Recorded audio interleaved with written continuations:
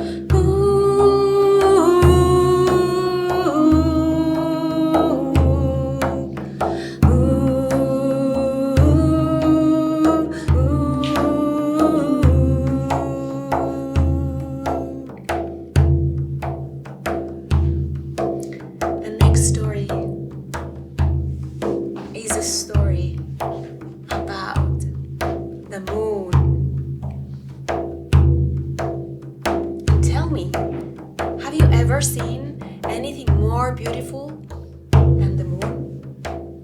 Of course you might say yes.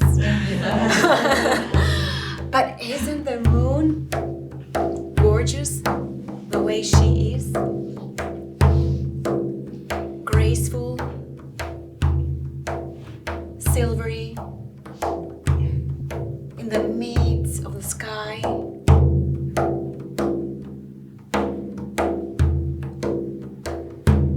Watching everything, waiting for you to turn to her, to see her in her eyes and be seduced.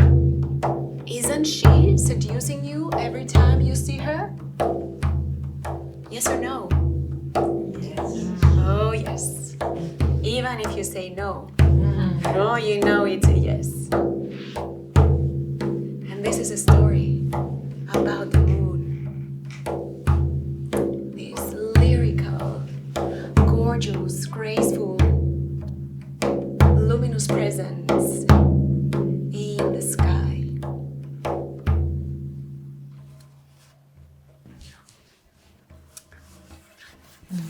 The moon.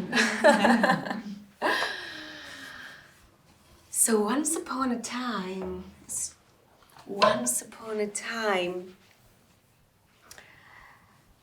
somewhere in an area of bogs, which means a very wet area. An area where the soil is not solid. Everything is slippery.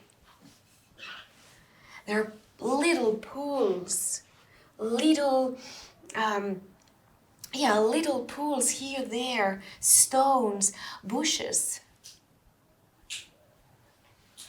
Very slippery area. People would very carefully go there and only stay on the safe paths because God knows what would happen if accidentally you would slip and enter the wet pools. So this is the story that happens there in the box. And the story says that around the box lived some dark things, horrible creatures, shadowy beings, evil, dangerous, biting things, slimy and wet. But their mission was to terrorize and horror the people. Now these dark things did their business when it was dark, when the moon was out at night, or the sun in the middle of the day. They were kept deep down in their shadows, in the shadowy places, but the rest of the time, when the moon was not shining up in the sky, they were doing their nasty business. And people were very scared.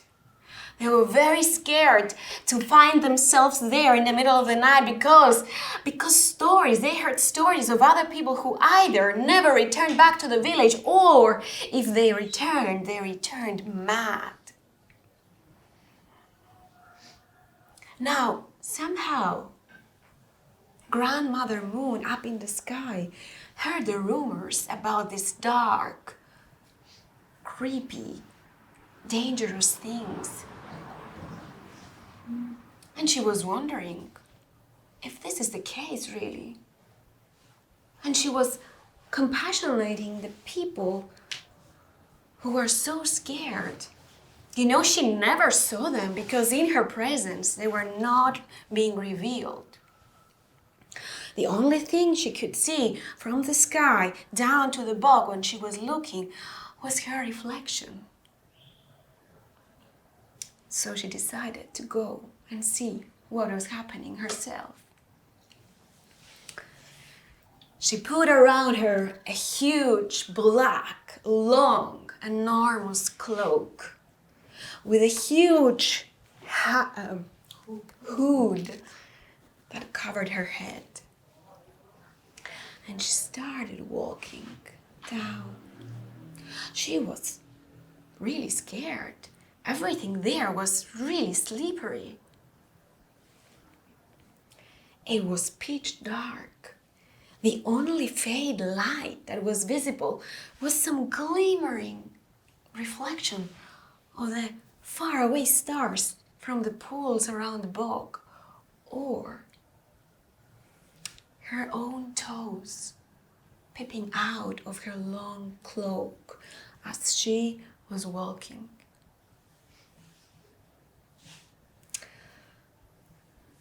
So she's there, walking in the bog, on the path.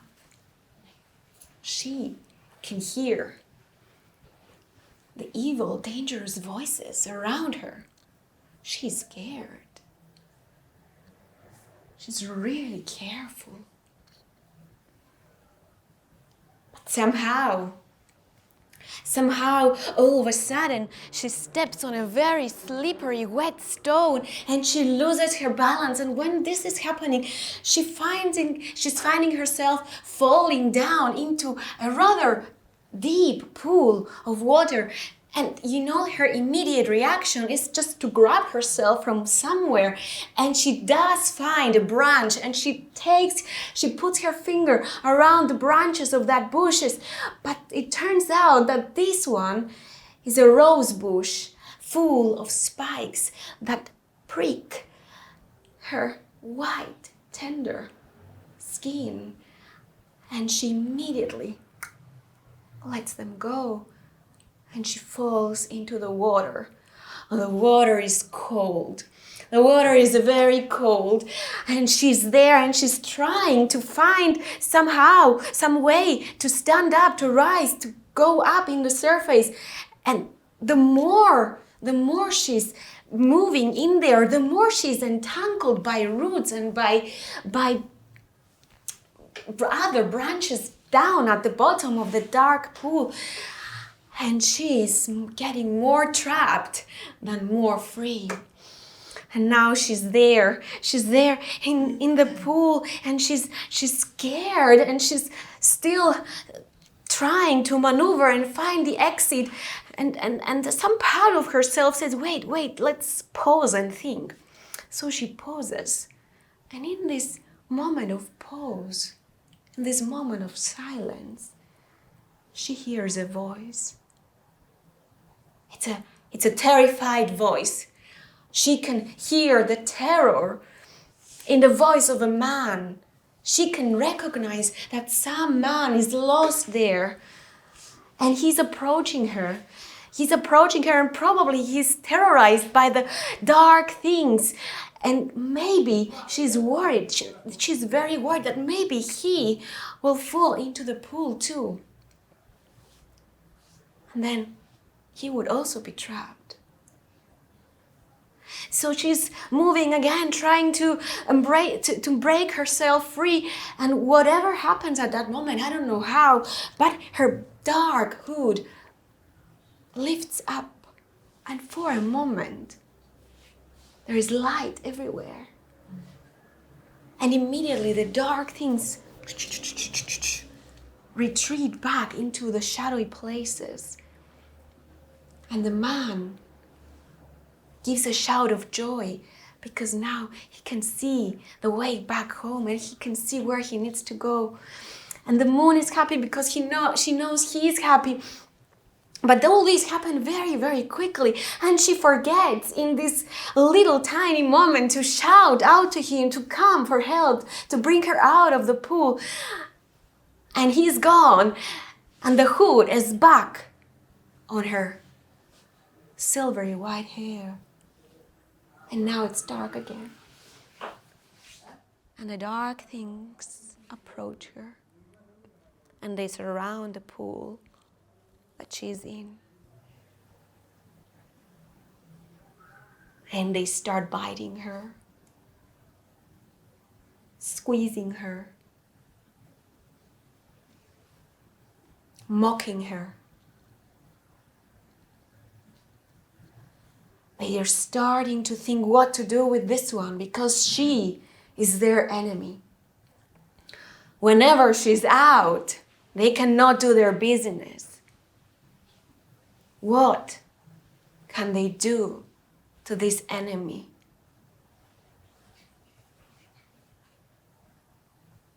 They're discussing. Meanwhile, they're still biting her. And the moon is there, terrified. Oh, but in the horizon, the first glimpses of the sun rays approaching soon are visible.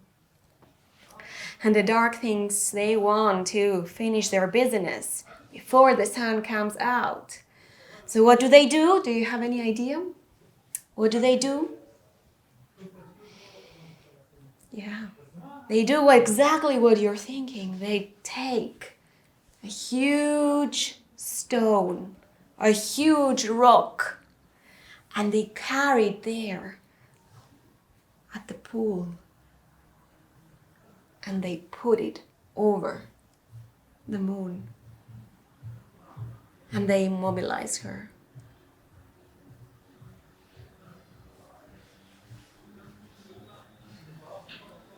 And they are happy because she can no longer hurt them with her presence. She can no longer be a threat for their businesses. And the moon is now really deeply, badly buried. So deeply buried in this pool.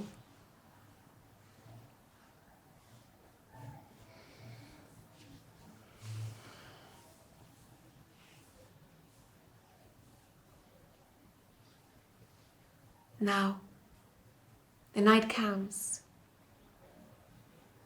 No moon in the sky.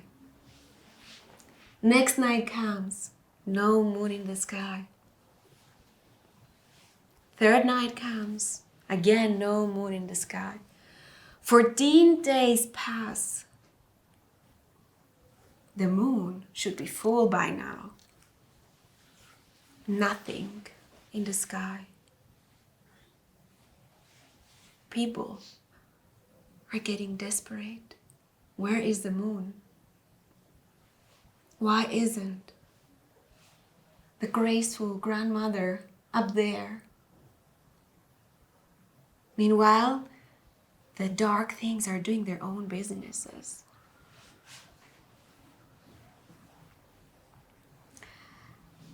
Another moon cycle passes by, nothing in the sky. So the people go to the old woman outside the village and they ask her, "Old woman, you know more than us. Help us. Where is the moon?"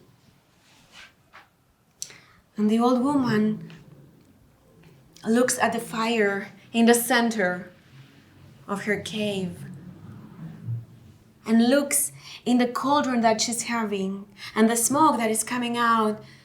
And she says, "I'm afraid I cannot see anything. I'm afraid I can't see anything. I cannot answer this question, where is the moon? Look further in yourselves," she advises them.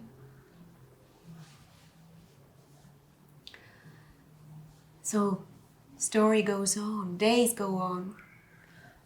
And some day or night, in between wake up and sleep, that man has a vision or a dream that brings him back to that moment in the bog when he all of a sudden saw a huge amount of light coming out. And he was wondering if this has anything to do with the moon being lost. Have you ever had any dream like that? Speaking half truth or totally truth?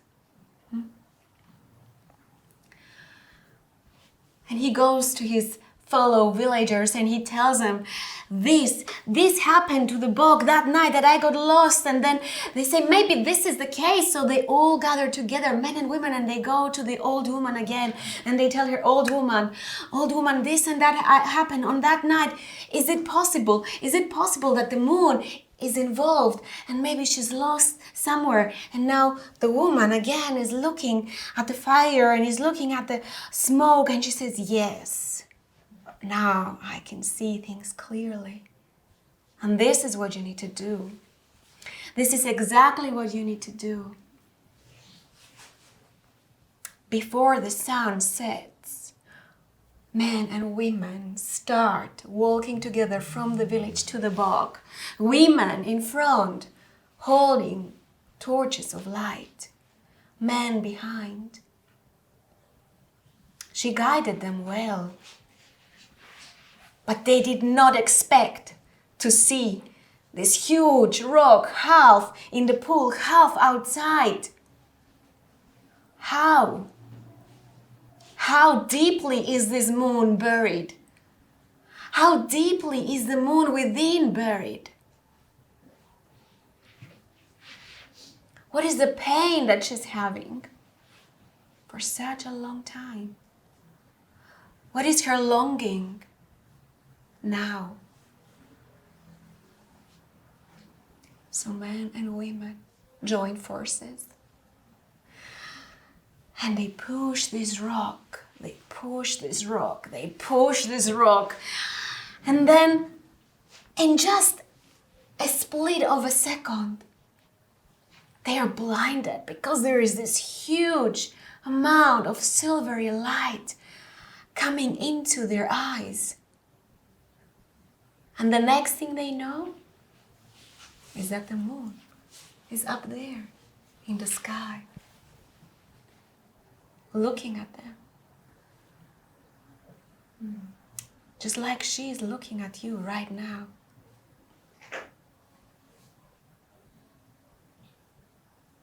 Waiting until we hear her song. And we push that huge stone rock far away and free her from within.